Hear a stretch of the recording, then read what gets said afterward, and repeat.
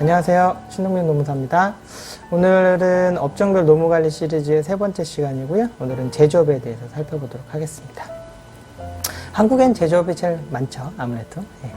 일단 근로계약서 작성이 포인트가 될 것 같고요. 첫 번째, 누구랑 작성해야 되냐? 모든 사람입니다. 그 사람이 뭐 불법 재료 외국인이든 합법 외국인이든 일용직이든 아르바이트든 심지어 뭐 삼촌이든 조카든 다 계약서는 작성을 해야 되는 게 원칙이고요. 언제 작성하는 거냐? 다른 영상에서도 자주 말씀드렸지만 입사하고 첫날에 작성을 하셔야 됩니다. 최소한. 그 전에 작성하셔도 상관은 없지만 최소한 일을 하시다가 중간에 어떤 일이 발생을 해서 퇴사를 하게 됐는데 그 사이에 계약서가 없으면 처벌이 되기 때문에 근로계약서 미작성으로 처벌이 되기 때문에 근로계약서 작성은 항상 입사하고 바로 즉시 작성을 하는 게 포인트가 되겠습니다. 근로계약서 관련해서는 다른 영상들이 워낙 많기 때문에 그런 영상 좀 참조해 주시면 좋을 것 같고요. 두 번째는 이제 제가 좀 강조하고 싶은 부분 중에 하나인데 연장근무 수당 계산 방식입니다. 그러니까 예전부터 제조업을 하시던 분들의 특징이 뭐냐면 연장근무 수당 계산을 잘못하세요. 그래서 두 가지입니다. 한 절반은 본인들이 계산하는 방식이 맞다고 생각하시는 분이 있고요.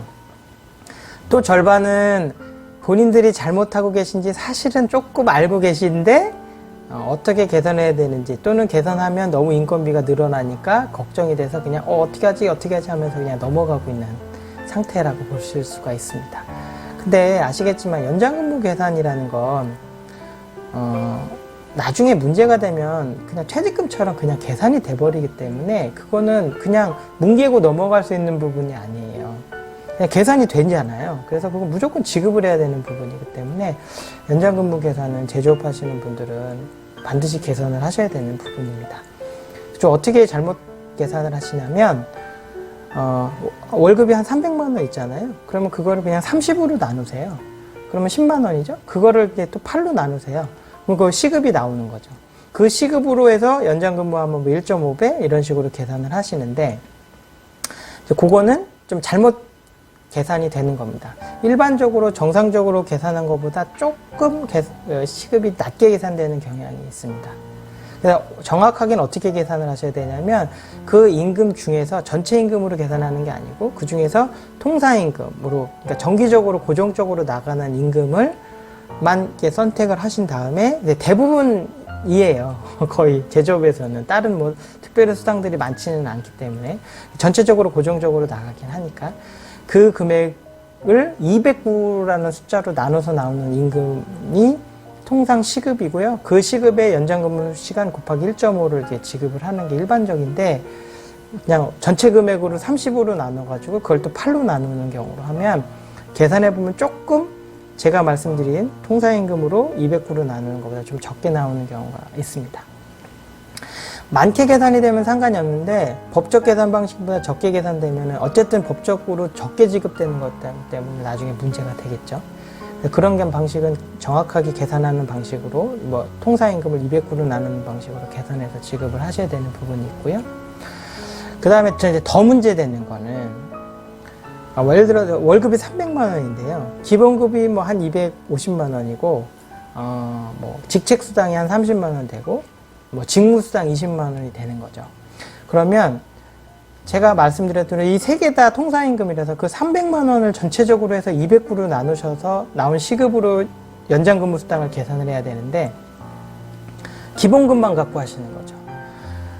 과거에는 임금을 기본급만 가지고 시급으로 계산을 하셨어요. 그래서 기본급만 가지고 30으로 나눠서 뭐 8로 하시든지 아니면 기본급만 갖고 209로 하시든지 어쨌든 기본급만 가지고 계산을 하다 보니까 직무수당이라든가 직책수당이라든가 이제 원래 통상임금인 거를 빼고 계산하니까 그만큼 연장근무수당 계산이 안 되는 거죠. 예를 들어서 300만 원을 가지고 209로 나눈 시급으로 계산해야 되는데 250만 원만 갖고 계산하니까 50만 원에 대한 연장근무수당 계산이 안 되는 거죠. 그래서 이런 경우들이 제조업에서 간간히 있어요. 그래서 이 부분이 나중에 뭐 어떤 것 때문에 노동부에 가서 발각이 되거나 아니면 법을 아는 분들이 그걸 가지고 노동부에 가시거나 또는 근로감독을 나왔을 때 거의 1번으로 보는 부분이에요. 연장근무가 제조업은 있을 수밖에 없는데 계산을 잘 하고 계시냐 이런 부분을 보기 때문에 그 부분은 꼭 계산을 하셔야 됩니다. 어려우시면 전문가한테 도움을 청하셔가지고 어떻게 계산되는지 정확하게 아시고 그거는 머스트입니다. 뭐 내가 해도 되고 안 해도 되는 건 절대 아니에요. 그건 반드시 문제가 될 수밖에 없고 금액이 계속 쌓이는 중이기 때문에 개선을 하셔야 됩니다. 그 다음에 이제 휴가 관리, 이것도 이제 앞으로 점점점 이슈가 되고 있는 거고, 제가 뭐 강의 같은 거 가면 항상 휴가 관리에 대해서 강조를 하고 있습니다. 일단, 중소기업에서는 연차 휴가를 대체하는 방식을 하는 경우들이 굉장히 있습니다. 그래서 무슨 말씀이냐면, 공휴일 같은 경우에 쉬고 있는데 그거를 뭐 연차 휴가로 대체하는 방식으로 활용을 하고 계신데, 그게, 합법이에요. 근데 그 법이 바뀌면서 그 시기에 따라서 점점 그렇게 하지 못하도록 되어 있습니다. 2021년 1월부터는 상시근로자에서 30일 이상 사업장부터는 그 공휴일 대체를 할 수가 없습니다. 왜냐하면 공휴일이 예전에는 민간 기업에서는 그거는 뭐 휴일로 해도 되고 근무일로 해도 되기 때문에 그걸 가지고 대체를 할 수 있었는데 이제는 법정 휴일이 돼버리거든요. 그렇기 때문에 그 대체할 수가 없습니다. 2021년 1월부터는 상시근로자 30일 이상이시라고 하면 연차휴가를 부여를 해야 됩니다. 그러니까 무슨 말씀이냐, 그날은 공휴일로 부여를 하시고요, 휴가를 따로 부여를 해야 되기 때문에 대체할 수가 없어지는 거죠. 그래서 30명 이상이시다, 상시근로자 수가, 그러면 연차휴가를 별도로 지급을 해야 된다. 대체를 하고 계셨더라도. 그 다음에 2022년 1월부터는 상시근로자도 5인 이상 사업장도 또 적용이 된다. 확대되는 거죠. 그래서 우리 직원이 뭐 우리 회사가 지금 20명이다. 그러면 2021년까지는 대체하실 수가 있는데 2022년부터는 대체할 수 없다. 그러면 공휴일은 공휴일대로 쉬고 휴가는 휴가대로 부여를 해야 되니까 그거에 맞춰서 휴가 관리를 개선을 하실 필요가 있고요. 준비를 좀 하셔야 될 것 같습니다. 그 다음에 이제 그런 것 때문에 이런 분들도 있어요. 우리는 휴가를 쉬게 한다. 그래서 우리는 촉진을 한다. 연차 휴가를 쉬라고 계속 말을 한다. 그래서 안 쉬는데 우리가 수당을 왜 줘야 되느냐. 이렇게 얘기를 하시는 분도 있는데 그것도 좀 문제가 있죠. 연차 촉진은 법에서 절차가 규정되어 있습니다. 6개월 전에 뭐 어떻게 하고 3개월 전에 어떻게 하라고 그 절차를 다 준수를 하셨을 때 그럼에도 불구하고 휴가가 남았다 그러면 수당 지급 의무가 없는 거예요. 휴가 안 쓴 거에 대해서. 근데 보통 제조업에서 하시는 분들, 촉진한다고 하시는 분들 보면 쓰라고 얘기를 했다는 거죠. 근데 안 썼다. 그러면 수당 지급 의무 없지 않느냐라고 얘기하시는데 그건 법적으로 인정이 되지가 않습니다. 그래서 내가 연차 촉진을 해서 연차휴가 수당을 지급하지 않으려고 하신다 그러면 연차휴가 촉진을 명확하게 절차에 따라서 하셔야지 문제가 되지 않는다는 거 그거 하시고, 그런 게 아니시면 그렇게 말로만 하시는 건 인정되지 않기 때문에 나중에 뭐 15일을 부여가 됐는데 5일밖에 안 썼다. 그럼 열흘은 그렇게 말씀하신 것 갖고는 안 되는 거고요. 정확하게 촉진제도 절차를 지켰을 때 남은 열흘에 대해서 수당 지급 의무가 없다. 촉진제도도 명확하게 관리를 하셔야 되는 거고요. 그 다음에 뭐 이런 분들도 있어요. 그냥 휴가를 줬다. 그리고 며칠 줬다.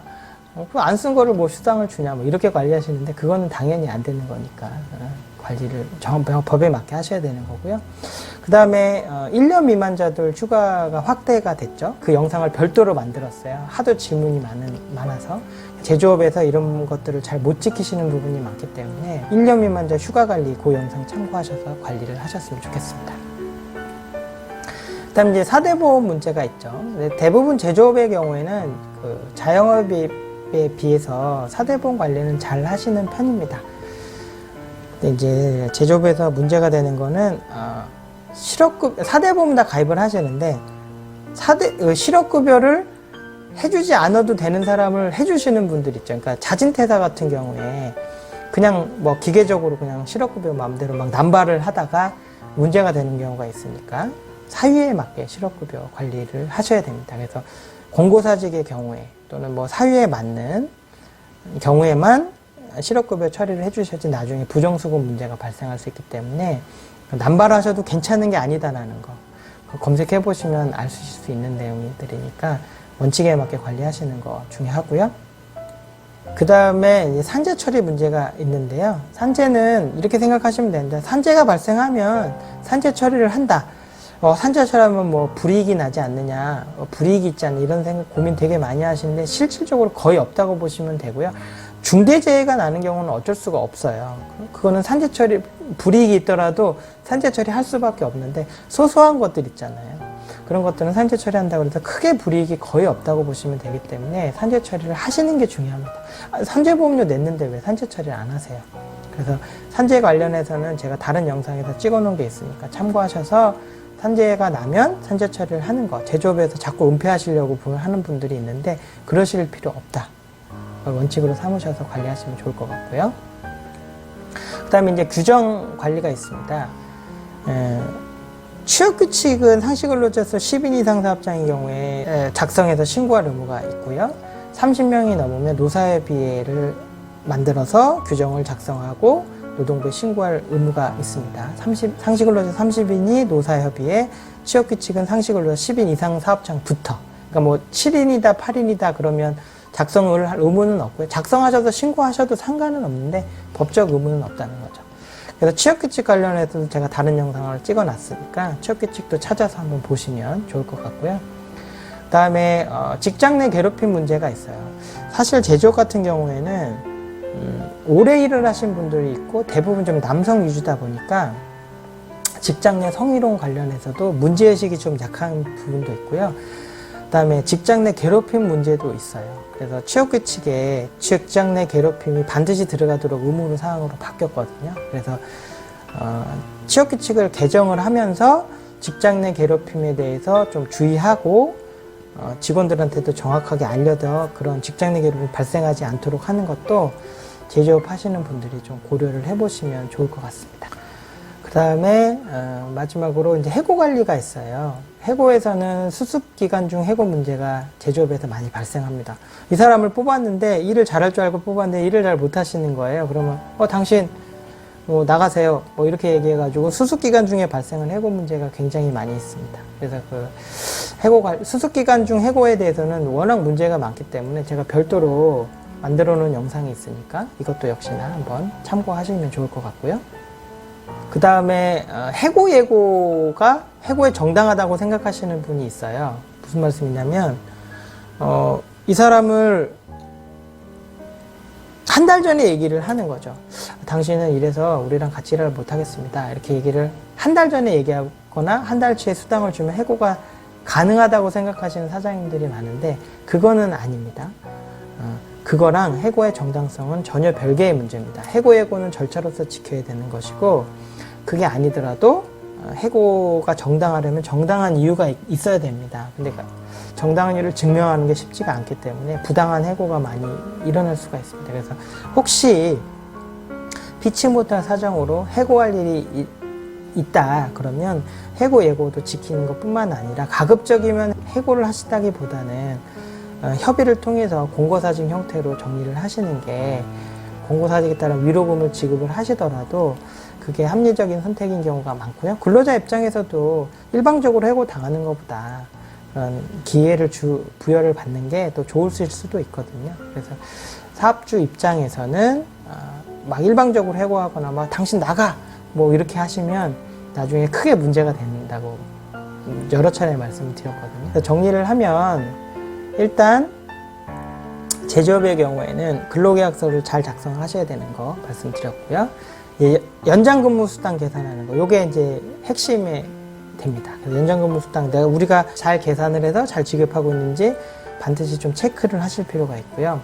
그 다음에 점점점 휴가에 대해서는 법적으로 뭐 우리가 대체도 하고 그냥 암암리에 뭐 합의에 의해서 넘어갔던 것들이 제가 장담하는데 내후년이 되면 반드시 문제가 될 확률이 100%에 가깝습니다. 그래서 휴가는 빨리 정상적으로 계산을 하셔야 됩니다. 그래서 연장근무 수당이랑 휴가 관리 부분은 반드시 체크를 받거나 아니면 뭐 책이나 이런 걸 참고하셔가지고 법적으로 어떻게 관리하는지 명확히 체크를 해서 이 부분은 빨리 계산을 하실 필요가 있고요.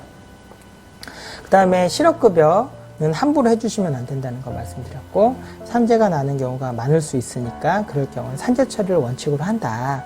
크게 산재 처리에서도 불이익하지 않다. 이런 것 조금 관리하실 때 유념하시면 좋을 것 같고, 규정은 상시 근로자 수 10명이 넘어가면 취업규칙을 작성하거나 또는 변경을 해야 되는데, 우리가 취업규칙을 만든 지 오래됐다고 하면 제조업에서 직장 내 성희롱이라든가 괴롭힘이 자주 발생을 하기 때문에 취업규칙을 변경하는 그 계기로 해서 그런 것들을 주의할 수 있는 계기를 마련하시면 좋을 것 같다는 말씀 드렸고요. 그 다음에 해고 문제, 특히 수습 근로자들 해고 문제가 있으니까 수습 관리할 때 어떻게 되는지 제가 영상에 있으니까 꼭 참고하셔가지고 꼭 관리를 잘 하셨으면 좋겠고, 그 다음에 함부로 해고하시는 것보다는 공고사직 형태로 근로관계를 종료하는 게 현실적으로는 대안이 될 수 있다라는 말씀을 드렸습니다. 제조업 하시면서 뭐 다른 것들도 많이 있는데 크게는 제가 볼 때는 요거가 가장 중요할 것 같아서 말씀을 드렸습니다. 오늘도 들어주셔서 감사합니다. 마치겠습니다.